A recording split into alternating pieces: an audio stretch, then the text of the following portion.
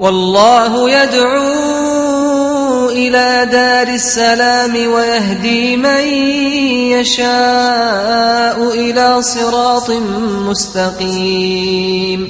Islam is peace, Islam is ease, Islam is not danger or disease, Islam is love and prosperity, Islam is not hatred or adversity, Islam is neither maze nor grace, Islam is giving Allah praise, Islam is keeping up the pace, Islam is for every race, Islam is peace, Islam is ease, Islam is not danger or disease.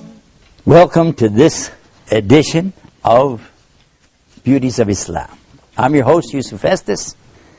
Today we're going to continue talking about the rights and limits, and that is one of the beauties of Islam. I recall when I first came into Islam that I was pretty much impressed with some of the Western teachings and some of the incidences that were taking place at the time. People were talking at that time about the rights of children, children's rights, and I remember thinking that that's an important thing. You know, children have rights, and we should find out, what are the rights of children.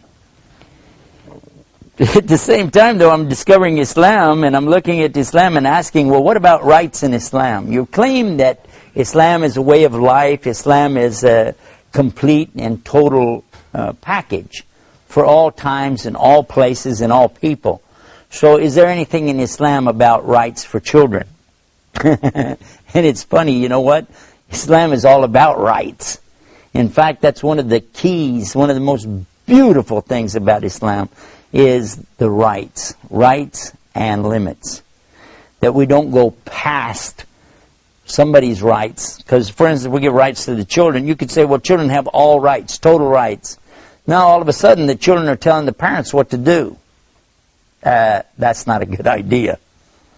And it was Prophet Muhammad, peace be upon him, that said that one of the signs of the last days is going to be that the children will actually be superior to their own parents, treating their parents like slaves.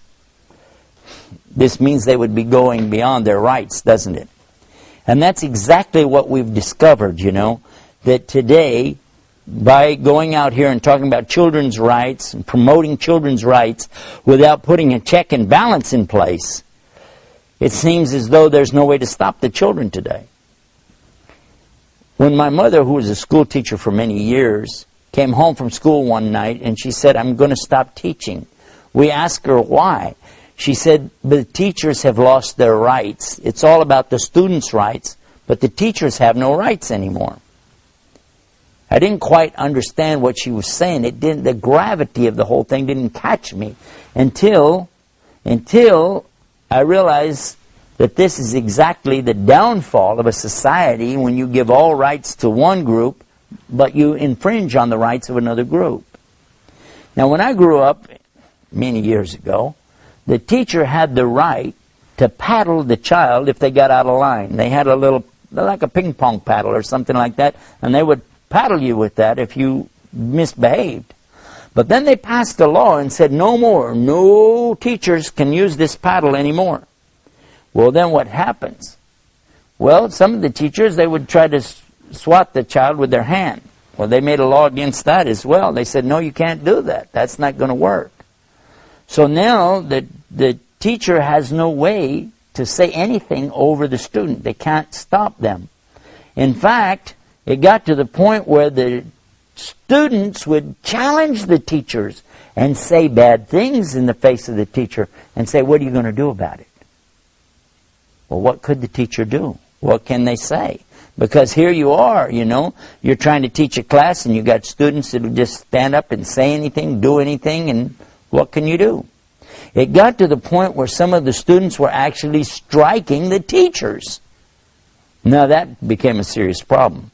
And of course, then the students began striking each other, hitting one another. And now who can stop them? Because if you put your hand on the child, maybe you grab them too tight, you leave a mark on them or something, they can go to the authorities and you can go to jail.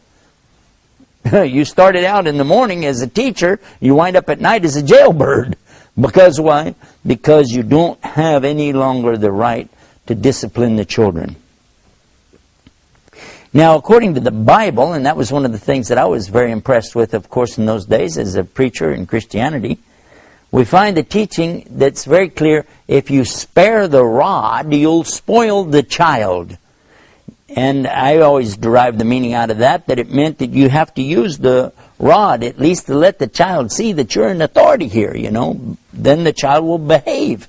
Otherwise, they don't see any reason to follow the rules, because there's not going to be any punishment if I don't, so who'll stop me? Spoil the rod, spare the rod, spoil the child. That's what it says. Spare the rod, spoil the child. But when I got to Islam, I said, well, what does that teach? They said, well, in Islam, you're not allowed to pick up a stick and beat children. That's not permissible anyway, so we don't have that. But we do have the thing where we teach the children from early on the proper respect for authority. And this is instilled on the child from the time that they're able to move around, that time they're able to start thinking. They learn what they can do and what they mustn't do. This is pretty normal amongst most homes. You know, you see the mother, she'll say, no, no, no, no, don't do this, don't do that. That's normal, and it's good. Of course, in an Arabic home, they will be saying, la, la, la, la, la, la. It's the same meaning. Don't do it.